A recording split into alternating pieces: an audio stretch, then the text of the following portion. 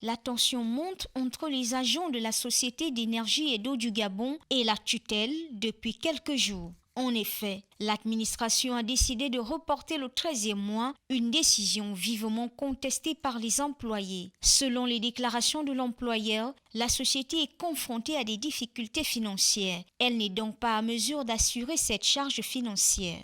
Or, le 13e mois est considéré comme une récompense liée aux performances de l'entreprise.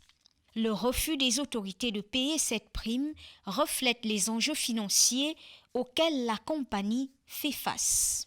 Les agents de la dite société expriment leur mécontentement, voyant dans cette décision une remise en question de leurs droits. Il se passe donc un bras de fer entre les agents qui menacent de lancer un mouvement de grève d'ici le 22 décembre 2023 s'ils ne rentrent pas en possession de leurs droits et la tutelle. Ce que nous faisons, ce n'est pas par peur. Nous nous battons pour nos droits.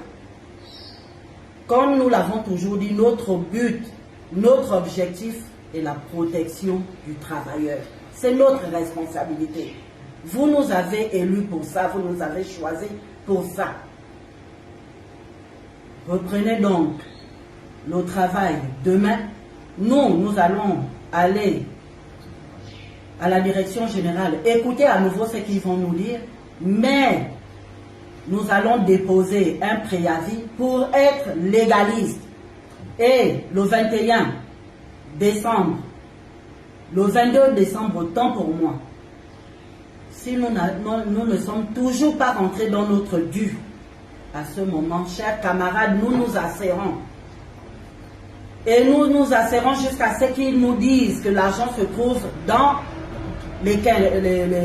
nos comptes. La réaction ferme du président de la transition à ce sujet soulève des questions importantes. Le chef de l'État adopte une approche directe, privilégiant la stabilité et l'ordre. Mais cette position ne risque-t-elle pas de minimiser les revendications des employés? Car cette crise n'impacte pas seulement les agents de la SEEG, mais également les populations. Que toutes les parties prenantes privilégient le dialogue afin de trouver un compromis équitable.